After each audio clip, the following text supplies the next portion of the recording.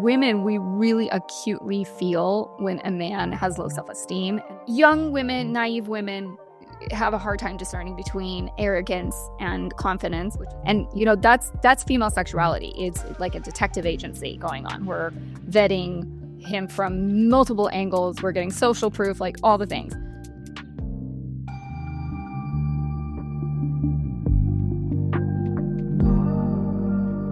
Hello, everybody. Welcome back to Let's Talk Relationships. Today, we're going to be chatting about a topic that I have found just utterly fascinating. If you've ever heard the notion, the nice guy finishes last and thought, that's just BS. Girls like bad boys, all that. It all kind of ties into that notion. This is an episode you have to listen to. So I had a friend's boyfriend actually, hand me a book called No More Mr. Nice Guy by Dr. Robert Glover, maybe like over the summer. We were talking about relationships and dating and like the type of guys I liked and who I was trying to go for. And he goes, I feel like you need to read this book. And I mean, this is coming from a guy also, not from a chick. This is coming from a guy. A guy gave me a book called No More Mr. Nice Guy. And he's like, read this book and let's talk about it after. And so I read the book in like 3 days. I was so fascinated by this topic. And I started reading this book, and so Dr. Robert Glover is a psychologist, and he just started noticing a pattern in a lot of his male clients. Similar pattern, like, I'm just so nice. I do all these nice things, and I never get what I want in return. No one ever does nice things for me. Like, this is kind of the mantra and the storyline that a lot of these men were feeling. And so I went through this book and I was like, oh my gosh, everything is making so much more sense. That whole comment of, the nice guy finishes last, it just all made so much more sense.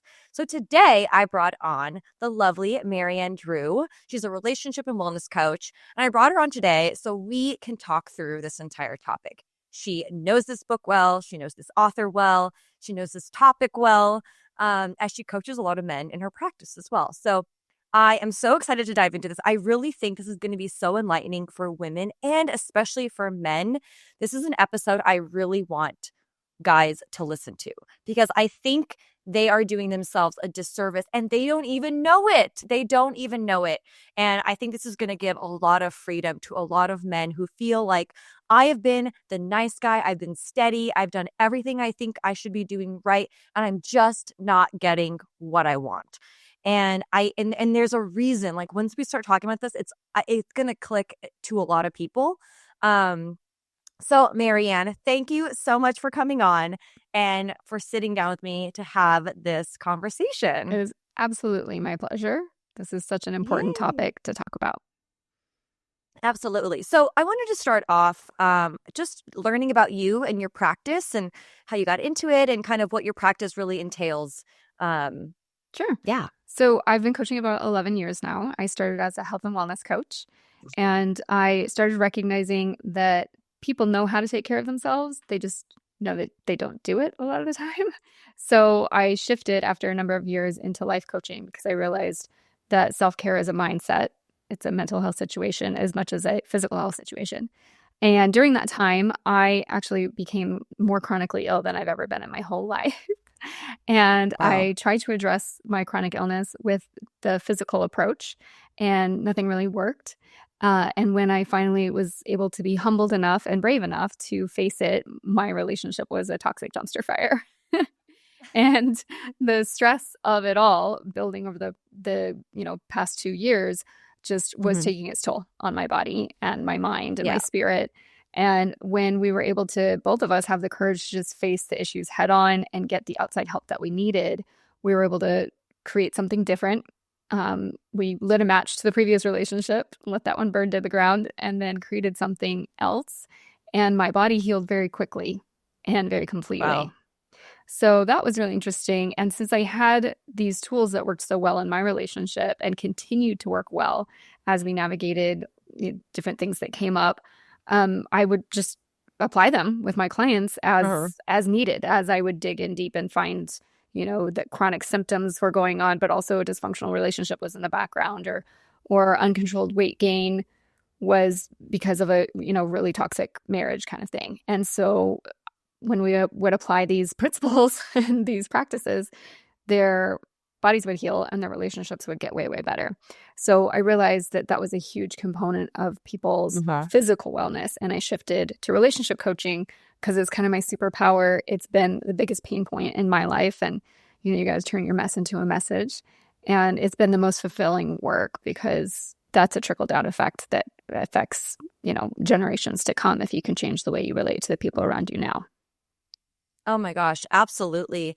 And there's crazy. I've been reading more and more studies on just like cognitive health and just how much that affects our physical health. There's more and more studies coming out about the connection between a lot of, gut issues, digestive issues, migraines, like there's so many components of our health that are so connected to our mental health. Right. And it's a circle. So many ways. It's a circle. Yeah. So the mental health affects your physical body and your physical health affects your mental health. So we can enter in any direction. Yeah. And it's like you have to tackle both, and stress and anxieties and all these things that come up. It's crazy to see the connection of our bodies. And to me, I look at it like God was so creative. Like everything is truly connected in our bodies. And not only that, we're all truly connected to each other. And to each other. Absolutely. I mean, we were built for that. We're built for community. We're built for those type of connections. Yep. There's no getting around it. There absolutely is not. Social isolation carries a greater risk factor of early death than smoking and not exercising. Yes, I read that. That came out not that long ago, which is crazy. Like, and I think we're living in a society now where that is becoming more and more prevalent. Like people are so much more isolated and they don't have community. They're moving away from their families, Like we think about the, even just back in the day, like the nucleus family was huge, right? Mm-hmm. You had your family, your cousins, your aunts, your uncles, you all lived in the same neighborhood. You had communities that lived together, and we just don't live that way anymore for the most part. And I think it's been a huge detriment to our health. And I mean, science is telling us that now, which is crazy, which actually this leads so well into what we're talking about in this topic, because I do think a lot of loneliness and all that also ties into this as well. Mm-hmm. So let's start with, we're going to back up. What is the nice guy syndrome? Plain and simple. Yeah. Nice guy syndrome, there's a few different parts of it. They really want to be liked. They really want the approval of others. They don't want conflict. They're very accommodating. They think that if I'm just really nice, that people will be nice back to me. And if I bend over backwards for other people, then bend over backwards for me. But underneath all these beliefs is, and they also give to get. That's a big one. It's not giving to just give. They're giving to get. These beliefs, they're, trying to cover up shame. So they believe I'm wrong, I'm bad, and I'm irredeemable in some way. But if I can just get people to think I'm perfect, then I can have a conflict-free, happy life. Yeah. And it doesn't work. The crazy thing is, it doesn't, because they don't get what they're really desiring. And so much of that is subconscious. Like all of it is. So yeah. They haven't even addressed the shame. They don't even know that exists. They're operating in a way that they're not even aware of. Yeah.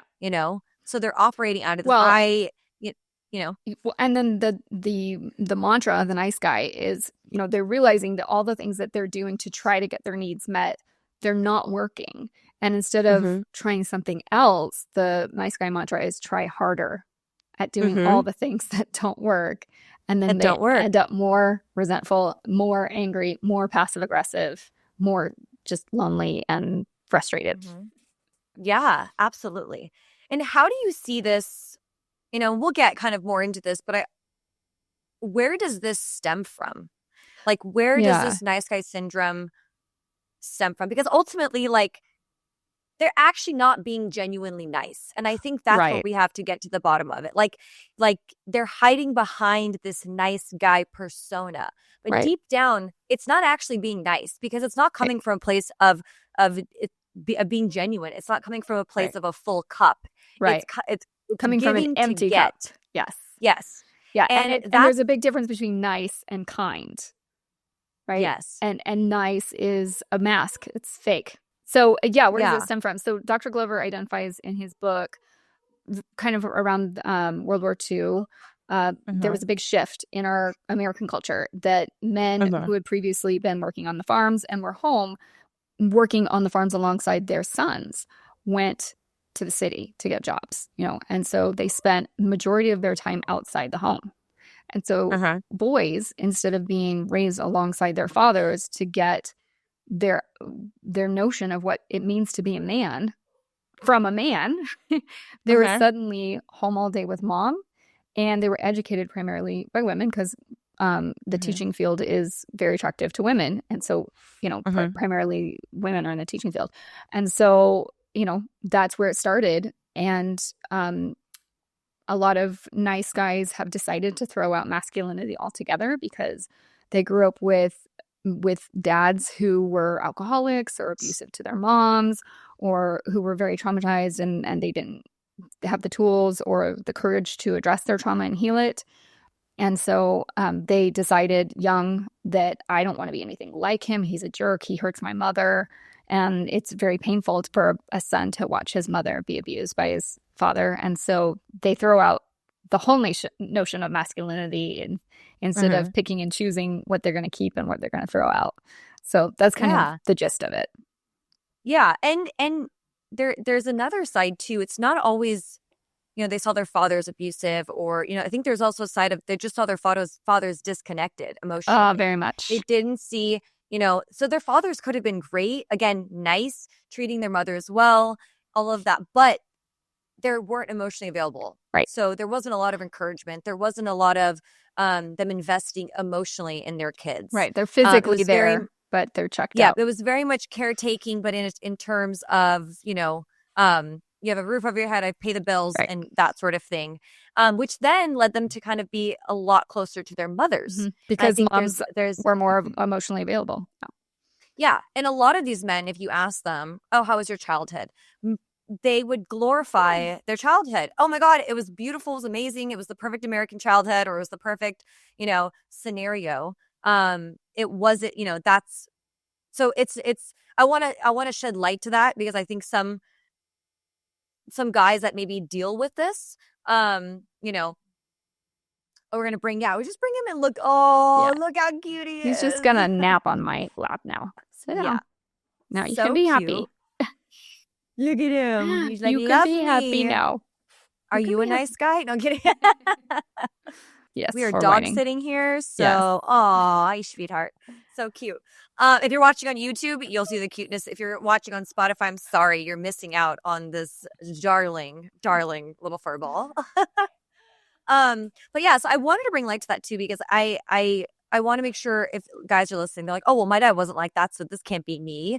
It's not necessarily that. I think, like I said, you have a great dad, but not emotionally connected. You then lean toward your mom, which tends to be more feminine, and then you learn a lot of your ways of being Right. from And your someone who's ways of more relating. feminine, and Yes. your ways of relating, exactly, from a female, right? Yeah. Instead of really a father, but a disconnected father won't teach you that. So I think this is kind of bred that, Dr. Grover goes in and talks a lot about too, like the baby boomers kind of created a lot more soft men. And that's kind of where we're seeing a lot of this because I see a lot of this nice guy syndrome out there. Like it Yes. is, Yeah. it is Once rampant. you like really dive in and get familiar with it, you're like, oh wow, this is almost every guy I've ever met. And Yeah. if it's not, if you know a guy who doesn't have nice guy syndrome, then he's swung the pendulum all the way to the other side, Mm-hmm. and he's super aggressive, hyper Mm-hmm. masculine, quote unquote toxic masculinity. Yep. Yeah, and Yeah. really, the Dr. Glover, he talks about this might be jumping the gun a little bit, but the integrated man is what we're looking for. A man who has Yes. integrated his masculine and his emotional side, and doesn't apologize for who he is. He's integrated his shame, and there isn't that toxic masculinity, but there isn't also the nice guy coming out. Exactly. And I think this is where I find it interesting for women to understand, because a lot of the time we'll meet these nice guys and we're like, damn, he does everything for me. He's so sweet. He's so caring. He's caretaking, you know. but I'm just not attracted to him. There's just Yeah. something I don't And like. we And I think think there's something wrong with us yes, for not being yes, attracted. Yeah, and we play yes. this mind game like, what's wrong with me? I must hate myself. Yeah. And I've done this so many times. And I think that's what was so enlightening about this book. And I want to preface, guys, I am not talking about this to shame or blame anyone. I'm just trying to find and be curious of like, why is this the common scenario? And I was wondering that. I'm like, I keep meeting these nice guys. Personally, I was going through this. I'm meeting these really nice guys. They're doing all the nice things for me. And I just am like, this doesn't feel authentic. This doesn't feel right. There's something off, and I've done a lot of my own work in this field. And I could tell something was off. Something didn't feel authentic. Something wasn't connecting. And I couldn't put my finger on it. So then I would do the same thing you were saying is I would go in and be like, gosh, what is wrong with me? I just can't seem to like anyone that's really nice. But I also don't want the toxic guy. I can see that a mile away. And I'm like, absolutely not. No, but then you see that this other pendulum swing on the other side to the super, super nice guy. Right. And what I want to talk about too is why does it feel off for a woman? I think there's an inauthenticity to being the nice guy. I think when I have dated the nice guy, that was one of the biggest things was like, I feel like there's a version of you inside that is locked up that you are not letting out. And I couldn't figure out why. I was like, there's something in there and there's more to you. There's Right. more in there. And But a it lot gives of the us time this feeling of apprehension that we can't figure out yes, where it's coming from. And exactly. that's female sexuality. It's like a detective 100%. agency going on. We're vetting 100%. him from multiple angles. We're getting social proof, like all the things. Yeah. And yeah, we can feel that it's this inauthenticity. And so it's kind of like we have this anxiety, like, whoa, where is the shoe going to drop on this guy? Exactly. There's something like, oh, I don't know what this is, but it's definitely not peace. You're not even sure you're feeling fully emotionally safe with this person. Correct. And I think a big reason I'm seeing is like one, while they seem on the outward very honest, they're actually very dishonest Right. because they won't actually share their deeper seated feelings. Right. They're very busy hiding who they are and hiding their perceived flaws because they believe that they are inherently rejectable. Right. That they're gonna be rejected and that they're gonna, if they show who they are, they're gonna have conflict, and they don't have a belief that conflict is good for relationships. So yeah, they're hiding a lot. A lot. They don't want to rock the boat, right? They don't want to talk about anything that could potentially be conflict. They don't want to share their own feelings. So let's say they're in a relationship and their partner did something that they were kind of like, hey, I really wasn't cool with that. They'll actually never bring it up. They'll hold it in and it'll manifest and come out in other ways, right. Which is why you'll see a lot of nice guys. They're really, really nice until they're not. Right. And they tend to have a blow up, right? Yes. And then it's like, whoa, what just happened? Like, whoa, Right. And it feels like an overreaction because whatever they're blowing up to, it seems small, but it's this buildup from things that were swept under the rug, and conflict avoided is conflict magnified. Oh, 100%. And I had experienced this in a relationship where, I was like, wow, he was always so nice. I'm like, there's no way that I have not done anything that bothers him. Like, I'm not a peach always, right? Okay. I'm like, there's got to be something, but nothing was ever brought up. And one day it was like we were talking about I may have reacted too quickly on something and just kind of didn't even like wasn't really thinking, and I was like, oh no, I don't really want to go do that, or I don't want that. And it was like, well, I wasn't really asking you if you wanted. It was like some just reaction coming back from that, and I was like, what just happened? We were talking about like in and out or something. Like it was literally like it was the smallest. It wasn't even anything big and serious. Right. That's those built up resentments just spewing out.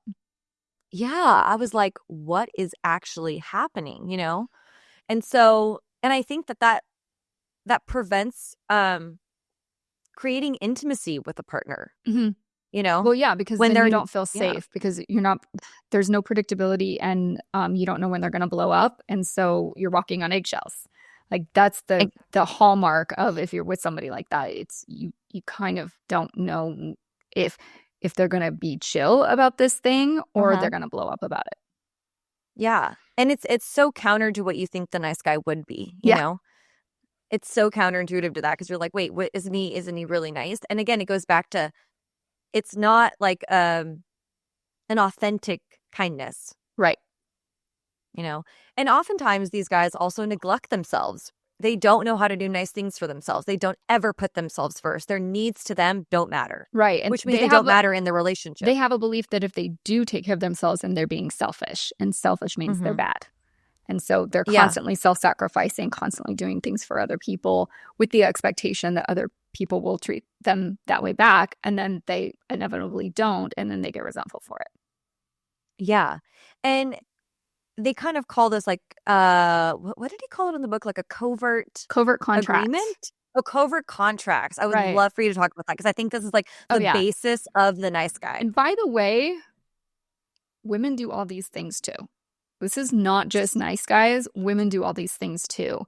But the covert contract is basically we're making an agreement in our mind that if I do this, then this person is going to do this for me. If I wash the dishes, she's going to be in the mood for sex. And so we make this agreement, but the other person isn't in our mind with us. Yeah. And so when they don't follow through on the expectation that we have because of what we did for them, then we end up angry and resentful. And the other person's just blindsided. Like, what's going on? Right. And that's also a version of giving to get, right? You're not doing the dishes because you want to be of service to your woman. You're doing the dishes so that she can fulfill your sexual gratification, right? Yeah. And ultimately, as much as we don't want to call it that, it's manipulation. It is. Right? Yeah. It's manipulation at its finest form, right? Right. It may not be malicious, right? Right. But it is manipulation. And that was one thing. And manipulation is just a relational adaptation that people figure out very young of how can I get my needs met. And if it works enough times, if it's a pattern that works enough times, it will continue to be repeated and it'll take hold, right? So somebody played along with that manipulation game. And so they're like, well, I'm going to keep doing this. And, as we evolve as people, as we evolve in the relationship, it might work in the beginning, but then as, a partner grows in their personal growth and they start to heal their minds of codependent relating patterns, they're like, oh, this actually kind of feels yucky. I'm not going to participate in that.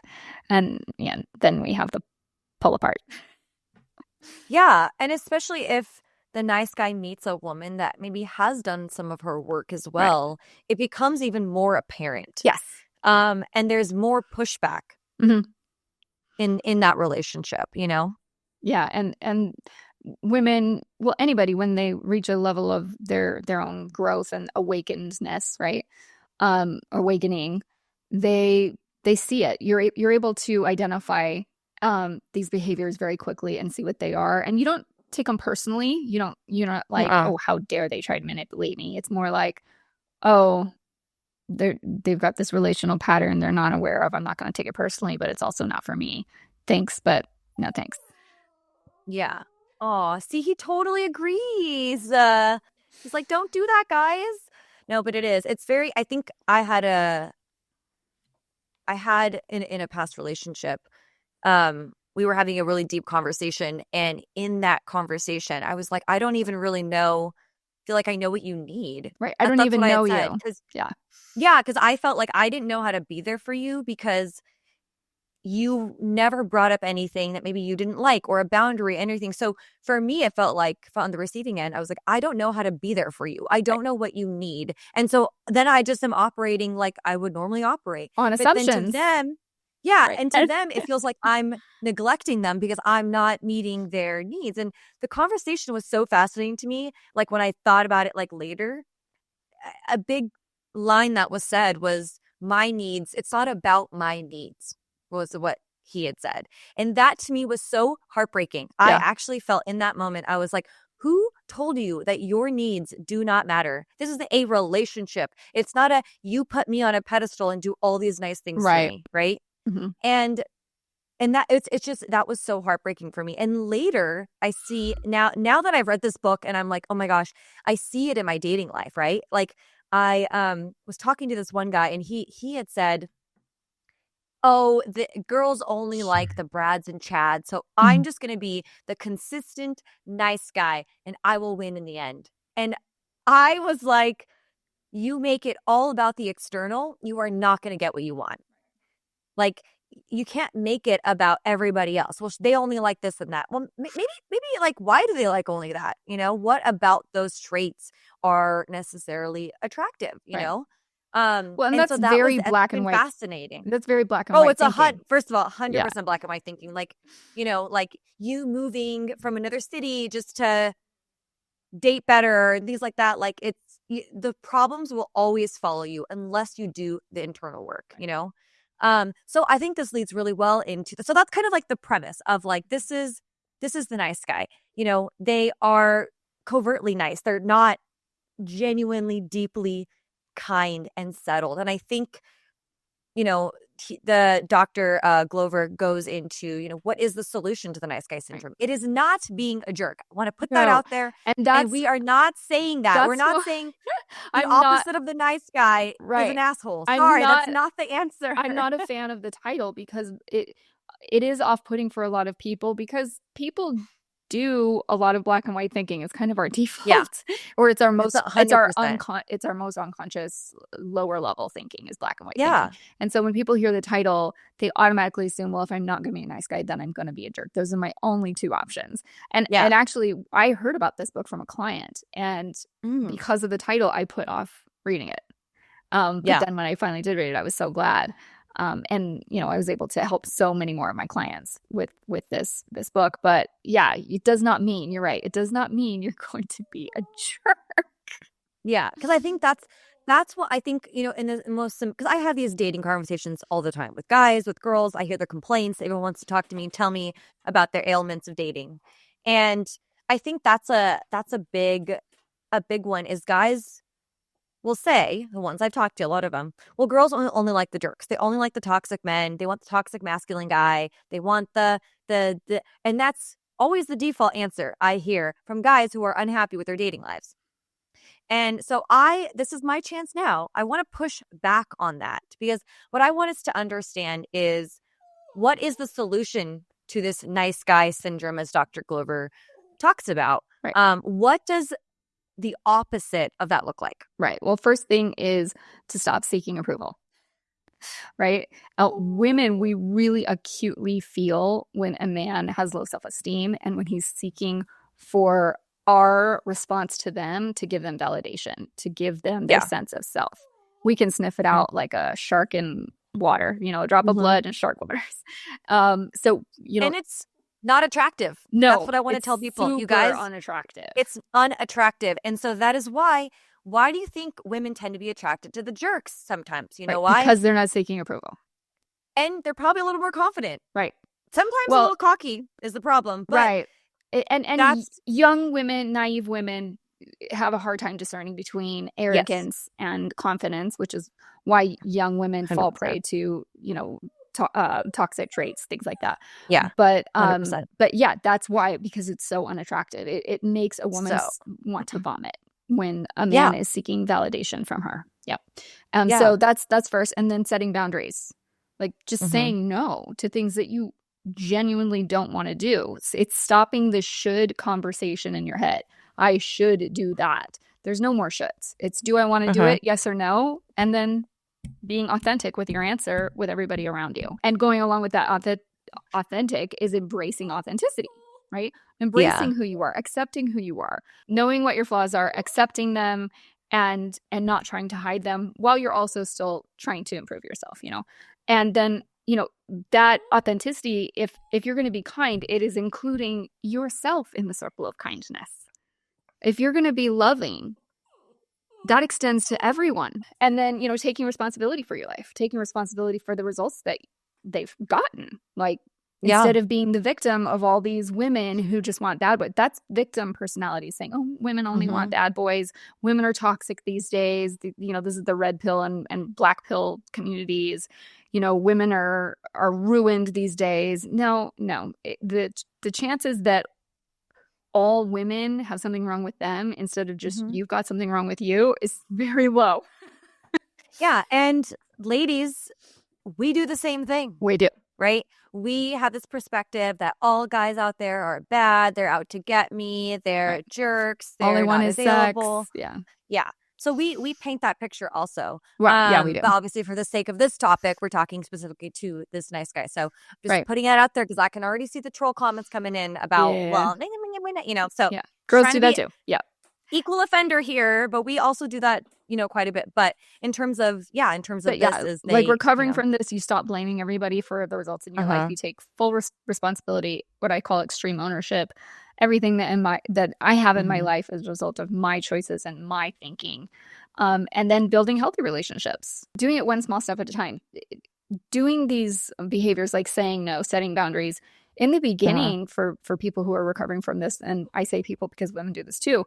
It's very Yeah. scary. It's very scary to Mm-hmm. start setting boundaries. And most people, when they start setting boundaries, they do the pendulum swing where it's a very aggressive way of doing it that kind of hurt Uh-huh. people's feelings, because they're just as much trying to convince themselves that the boundary is real as they are trying to Mm-hmm. you communicate it to others. So yeah, Yeah. and that's normal. Everybody does that. But once if you keep on practicing the boundary setting, then you settle into a nice, middle ground where you don't have to be aggressive, you don't have to be mean. You just say, nope, I'm not available for that. And then Yeah. end the conversation. And then Yeah. assertiveness too. So being able to, like you were saying, communicate what they need with Uh-huh. confidence and not apologizing for having needs. And just having that kind of assertiveness is kind, because then people don't have to guess what you're about. People don't have to guess what you need. People don't have to guess how they can be in relationship with you. They know, Yeah. and clear is kind. Yeah. No, 100%. And it creates, I think what guys don't understand, it creates stability. And a lot of the things that guys will say, "Oh, well, I don't want to hurt her feelings. I don't want to share something she did." But in reality, it's not that you don't want to hurt her feelings. It's like you don't want to feel awkward. It all comes down to you. It's hard to share those things because you think, "Oh my God, what if she rejects me? What if I tell her that she did something that hurt me and then she leaves me, or the relationship goes south or something like that happens?" And it's like, that's a test of you becoming more confident in yourself and knowing that if that does happen, that is not someone who cares and loves for you. But what guys will find, the more that they can be integrated with their feelings. So understanding, what do they actually feel? What are they feeling? What is happening internally versus just suppressing everything because I just need to feel good at all times. I don't have any Yes, negative feelings. I'm just even keel. And that I dated someone who was like that. I was like, well, don't you I feel did sad too. ever? Like I was so just like, and I look like the crazy one because I have all these emotions and I'm open with it and I share about how I'm feeling. You know, he's like, not really. I'm good. I'm really good all the time. And I'm like, red flag. And it's Yeah. wild that those things are red flags to most people. Like, oh, he's just a positive guy. No, he's an avoidant, actually. Yeah, he's a Like doormat. an internal avoidant where they want to avoid all negative feelings. And Right. so I think Which when a is man can, neuroticism, right? yeah, That's being exactly. hyperneurotic. And Yeah. the real, so for women, like you said, creates stability. Our Mm-hmm. highest need in relationship is safety and security, right? Yeah. And so we need a man who will be willing to sit in emotional tension. Yes. That's the real. It's not that you don't want to hurt her feelings, like you were saying. It's you don't want to have to feel what you'll have to feel if she's Mm-hmm. displaying an emotion in response to your Yeah. authentic truth. Yeah. Because And what when if I get rejected? And right, that is the core of the fear of yeah, why I do not want to share how I'm actually feeling. right, and that rejection is just positive reinforcement of a belief that's already there, that I am inherently wrong and unworthy of love, and I am inherently Uh-huh. rejectable, instead of I got rejected because my truth didn't match hers, and that's okay, which is Yeah. closer to the truth. Yeah, exactly. And that goes back to being integrated. Like you're Right. integrated with every part of yourself. You're not suppressing the parts that you don't like. You're not suppressing certain feelings. You're not, suppressing all these things. You're actually able to be open and honest with where you are and your flaws and what you're maybe more ashamed of. And obviously Mhm. this takes time. This takes Yes. practice. But the more that guys can lean into that, the more that guys can lean into, you know, being authentic and sitting with their own feelings, Discomfort. Yes. they yeah, they will I think they're going to be so surprised at how much their relationships improve, their dating life improves, and even how women their friendships. respond very 100%. positively to that. Very positively to that. I think for many guys, like the doing, the being kind, it's just easier and it's innate. But really, it's not what women want. Right. Like, we want you to do kind things, right? That's Sure. but that's just being kind. It's being a kind human. Like, it's kind of going without saying, Right. But we don't want But you I to be a think martyr. yes, or when it feels suffocating. You're like, Right. you've made your whole life about me. Oh I want yeah. to Oh, date that's someone so that has icky. yeah, because it's like you want to date someone that has interest beyond you, like a pushback being like, hey, like, I play basketball on Thursday nights and it's really important to me. And like, I've set this time aside and that's going to be for me. And that's the boundary I'm setting. That's important to me. And I'm going to be doing that on a weekly basis, Right. And We can have date night on Friday, in the short term, you'll get pushback from a woman about that. Mhm. But in the long term, she will respect a man more for that. And she'll be able to love him more Absolutely. and feel safer with him. And the relationship will be more likely to continue. If he Yeah. bends to her short-term Mhm. burst of negative emotion in response to him setting a boundary, then he just shows her, I have no backbone and you can walk Yeah. all over me. And that Yeah. is a recipe for disaster. Yeah. And as a woman, you lose respect for a man. And again, a lot of this is happening, again, not super conscious, even to a woman. She might not even really realize, like, oh, wow, if my husband or my boyfriend keeps doing that over and over, I will actually lose a lot of respect for him over time, And then the relationship starts to deteriorate because men, I think, in relationship really need to feel respected and Yes. women need to feel safe. Correct. Those are kind of at the core, right? Yep. The core. Yeah. And you lose both. If a Right. man is not integrated and honest and in their bodies, like physically in their bodies where they can actually understand what's going on, they're not going to gain safety and trust from their woman. And that's something that's really hard for nice guys to understand. Yeah. Is when you say, I don't really trust you. They're like, what? I'm so nice. How could I don't like they don't understand that you're like, no, I don't trust that you are actually being deeply honest with yourself, let alone with me. Right. And you're putting on a front. Anybody who gets upset when somebody says, I don't trust you, and has a big, reaction like that, they're being shown what they already kind of know that they're afraid to face. And the truly humble person who's working on integrating will go, yeah, I get that. I understand why you don't trust me. And that's my fault and I'm working on it, kind of thing. Yeah. And then that in turn makes women lose respect for men. Yes. And then if a woman can't respect a man, then she definitely can't surrender to him. And so a lot of these nice guys are living in sexless marriages and they're very resentful and they're convinced that there's something wrong with her. And she a lot of times will believe his insisting that there's something wrong with her because she's like, well, he's nice and he does all these things for me and I don't want to have sex with him. What's wrong with me? Yeah. And it's crazy. I was just reading about this from the Gman Institute. John and Julie? John and Julie? Yeah, Gman. They actually tie this back into how men show up and react in a disagreement and just in a relationship in general will actually dictate the health of the relationship. And that doesn't mean that women just have zero responsibility and they get to do whatever they want. That's not what we're saying. But ultimately, the man does lead the outcome of the relationship. Right. And which is crazy to think. Like there is masculinity is a leadership quality of it is. Sorry, leadership is a quality of masculinity. So of course they're the ones leading. They're the ones leading the way in so many different things in the relationship, not just the quality of the relationship, like where we're going to live and those kinds of things. It's usually the male. Yeah, and when you see that flipped, you start digging in deeper and they say, oh, well, this works for us, right? I get a lot of that pushback. Well, the way we're set up, this works for us, right? But if you really start digging deep down and you really we're trying to get them in a therapy seat and couples counseling, you would come to find that isn't necessarily the case. Right. That they aren't actually happy with that setup, but that's just the setup that they have. The thing about that is they're actually working so hard on convincing themselves that it does work for them that they truly have deceived themselves so deeply they really do think it does work for them because it's too painful to really look underneath and see the pain and face the pain of how it doesn't work. Because, Yeah. what works, especially like in the modern world of relationships, we are becoming more egalitarian. Women and men are becoming more integrated, masculine and feminine. And it is working in a lot of realms. In the workplace, it works better. In the home, the division of labor and taking care of children is more balanced, which is fabulous. But the one place that doesn't work is the bedroom.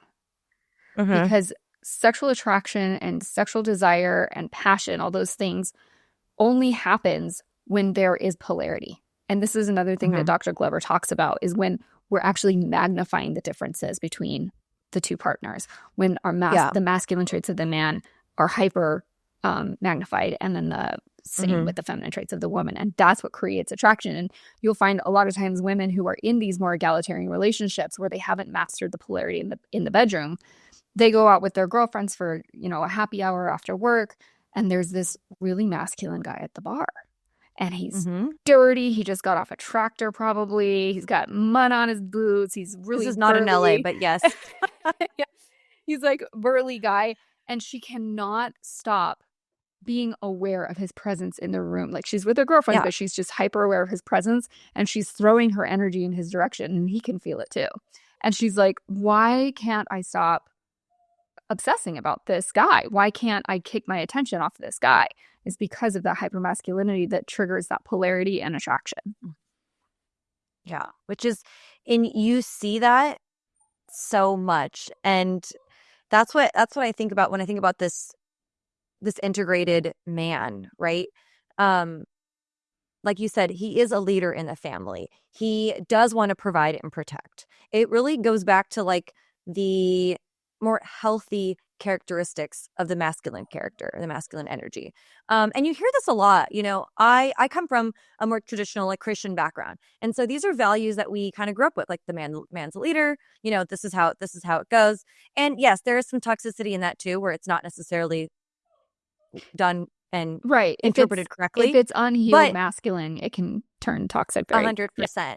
But when you meet a man who is emotionally integrated, like, okay, so I did a live event in October, and I had my good friend Stezos on there. And let me tell you, this guy is very integrated. All the things. He's done the work. And let me tell you how many girls were like, ooh, that guy on stage, who is he? Yeah. Tell me more. He spoke about his feelings. Like, and I think the misconception is we don't want men to necessarily be more emotional. We're not looking for them to cry all the time and be super emotional. We don't want them to be a woman. We ultimately, what we're asking for, and this I'm talking to all the guys, is what we want more from you. We want you to be your whole self. We want you to be you. We don't want you to be a fake you. We don't want you to be a striving you. We don't want you to be the person that's just trying hard to get a result. Like, you start to become more integrated. You start to become more of who you are. You will attract women. Like, it doesn't matter your height. It usually doesn't even matter what you look like, but a lot of the time, something that I also do see is a lot of men who are in this category of like the Mr. Nice Guy. They also don't really take care of themselves, right? They don't really care about what they look like. They don't care how they show up. They don't really maybe even care about their health. They don't put themselves first in any category of their life at all. So then they get frustrated why women are not attracted to that.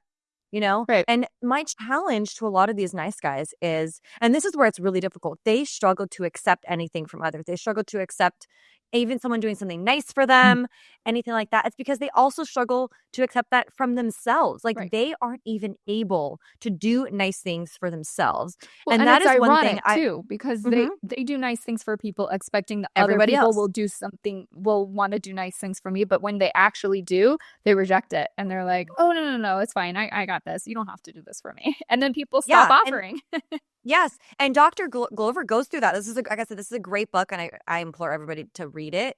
But he goes into that as well. Yeah. He talks about how they actually, once they find, they're really uncomfortable receiving the thing that they very much desperately wanted. Right.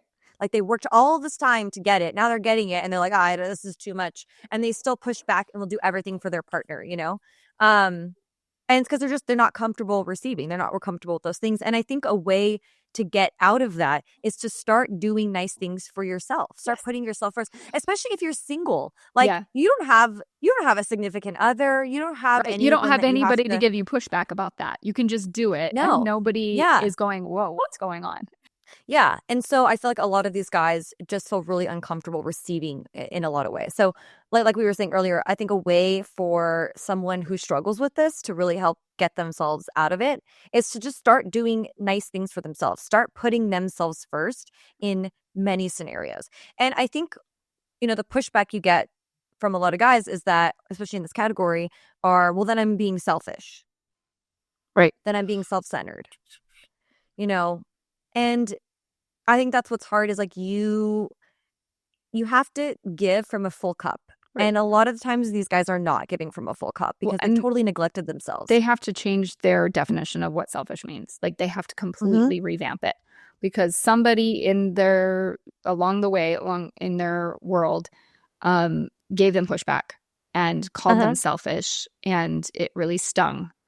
And then they modified themselves to never be called selfish again. And really that is the first step in any relationship, dysfunctional relationship. That's the first step, is self-care.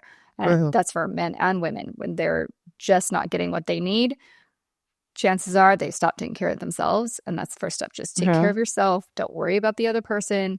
Don't try to do anything for the other person. Just do things for yourself for a time to balance things out. And then you start feeling different and you start seeing things differently.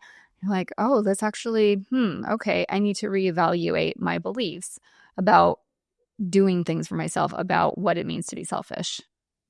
Yeah, because I think when they do that, they're going to start to see that actually that gives their partner a chance to come toward them. I think something I've noticed is when I am in a relationship with someone who's like this, who's wants to give. One, it feels very suffocating to me. I'm like, okay, like this is a lot. Like it feels overwhelming.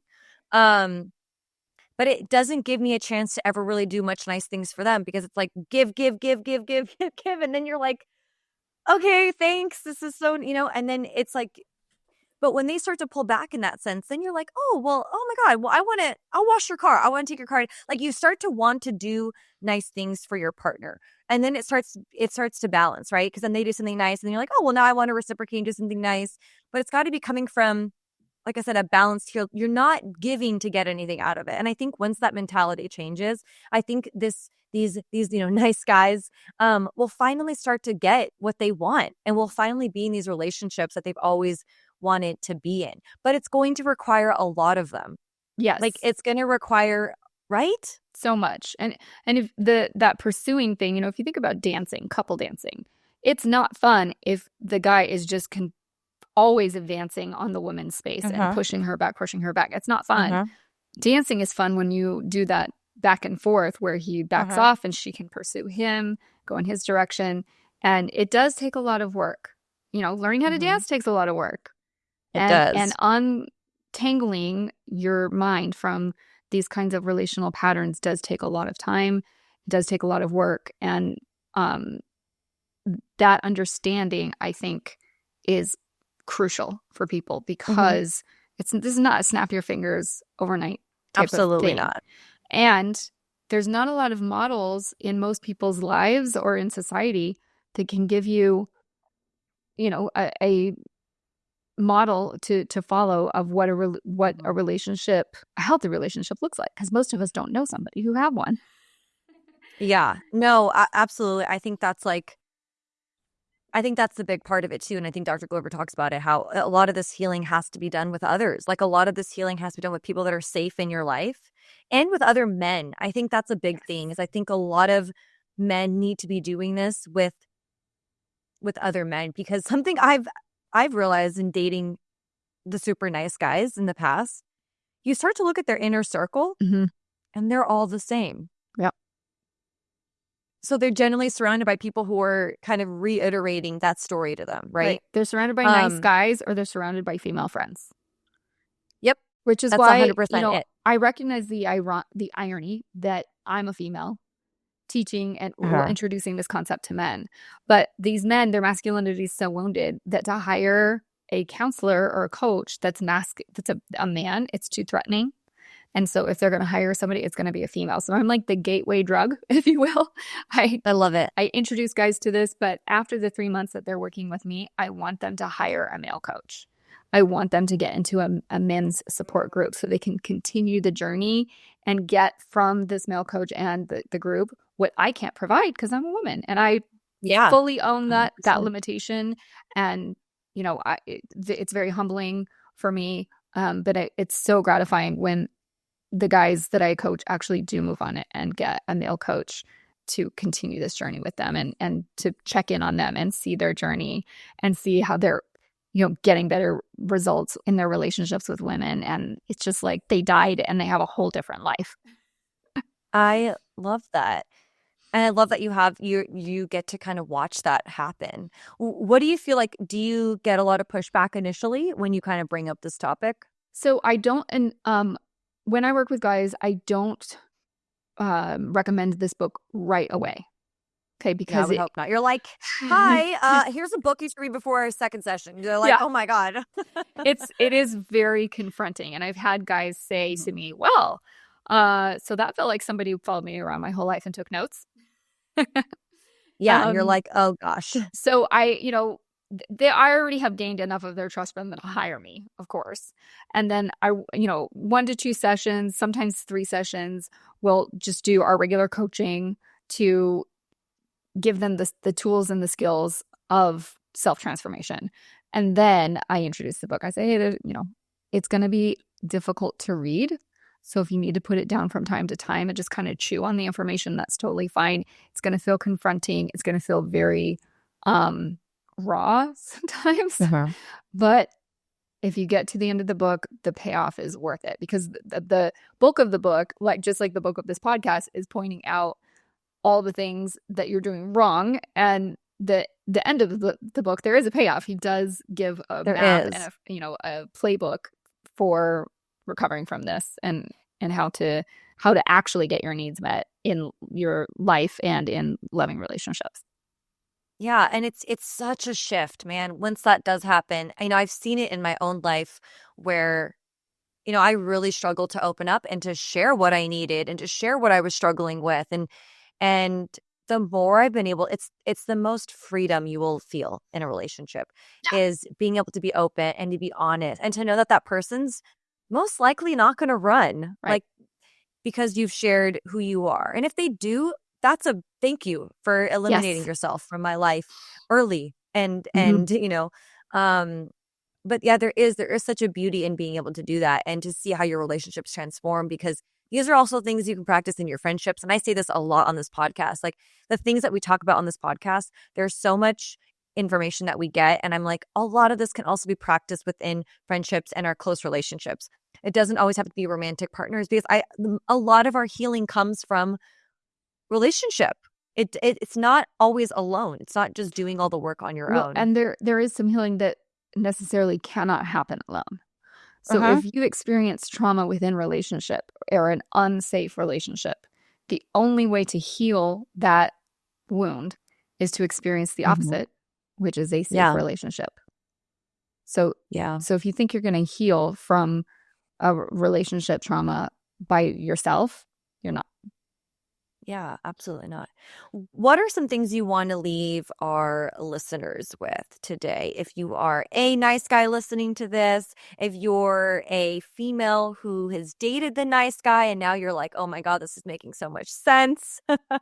Yes. So we do live in some interesting times, like I was saying, where our relationships are really changing. The purpose for being in a relationship are not the traditional reasons for being in a relationship. And so there's a lot of flux, there's a lot of confusion, and a lot of people are feeling despair and hopelessness and loneliness. And but take heart, humans are really, really adaptable. We're the most adaptable creature on the planet.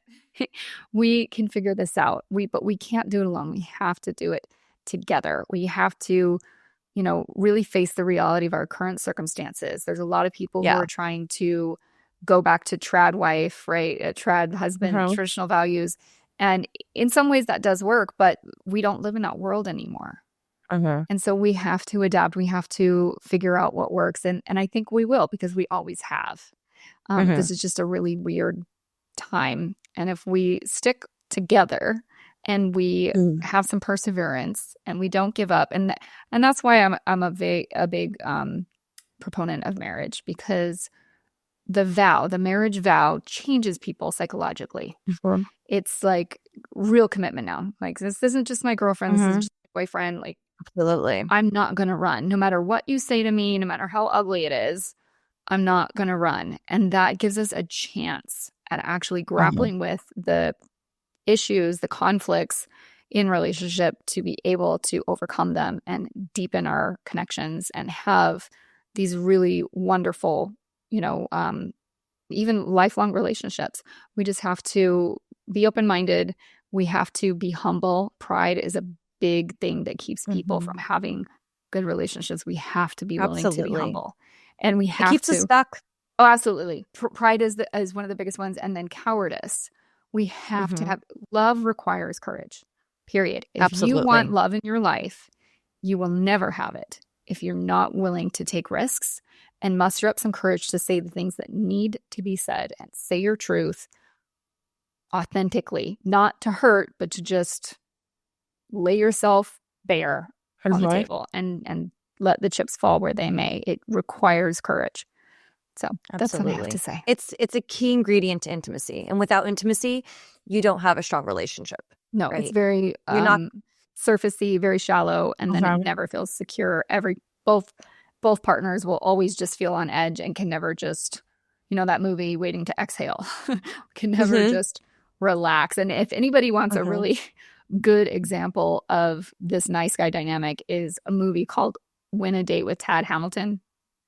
It Oh, I was haven't heard of that. it was like early 2000s, and yeah, you'll see it on full display. And I really have a problem with the way that movie ended, because the nice guy got the girl, and Oh. I don't know what the writers were doing.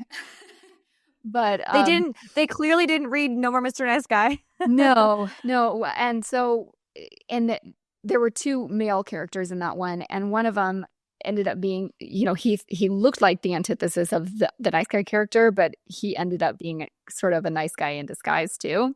And so I would Mm, have liked it if she just had chosen neither of them. But I right. guess the writer was a nice guy and he wanted somebody to get what he wanted. Yeah. And everyone loves a good ending. They always want the nice guy to win at the end. Yeah, but for But women watching, you get the ick. I got the ick. absolutely. Absolutely. And I think, that's where I want to leave our listeners today with is I'm not, coming on here, and either, we're not coming on here to bash men and to say all, horrible things about them. And they, none of that. I think what I want more than anything, and I know you feel the same, is we want you to feel freedom. We want you to have those deep relationships that you've always desired. We want you to have the things that your heart's desires, but it's going to require more of you. It's going to require less of what you think has worked but hasn't really worked. Right. And those relationships are beautiful. Like, to have that deep seated type of relationship that requires intimacy and vulnerability and authenticity, right? That is a beautiful marriage and a beautiful relationship. So that is our desire. And if any of this resonates with you, I would highly recommend reading No More Mr. Nice Guy by Dr. Robert Glover. I'm on my second read already Yeah, it's good. of it, because I got so much goodness out of it. But I Oh, do and highly recommend it. another great thing about the book is that he has over, I think, 50 or 60 exercises along Yes. the Yep. way to do your own work while you're reading. It's not just strictly Yep. informative. This is a transformative, Yeah. experiential Absolutely. read. And that's Yep. why, I mean, he really up leveled when he added those exercises. Yeah. It's at the end of every chapter. He'll be like, okay, so based on what we talked about now, I want you to take some time. Here are some, he gives you prompts at the end of it. So it's definitely a good like workbook also. So if you're wanting to start this work kind of on your own before maybe reaching out to somebody to, maybe a therapist or a coach, it is kind of a good little starter if you're willing and ready to kind of face yourself. It's a great way to start that way and then work through it with someone. But Marianne, thank you so much for coming on here. Honestly, I think we could have probably talked for like 2 Yeah. hours about this topic. Yeah, I'm thank so you for having passionate me. about it. It's true. Thank you so It's much for all having me. good. Have been so impressed by your work, and the podcasts that I've seen and heard. Is just, you bring us a element of authenticity and curiosity that I think people really connect with. So that's why I was so excited to be on this. Oh my God. I appreciate you saying that. Actually, that's what I wanted to, that's what I want to come off with this podcast is it's really being authentic and curious of why we are the way we are. And if you want to get in contact with Marianne, we're definitely going to add all of her links below. So if you're interested in working with her or finding more information about her practice, I will have the links at the bottom in all the show notes. And you can definitely reach out to her. I'll have her Instagram and her website.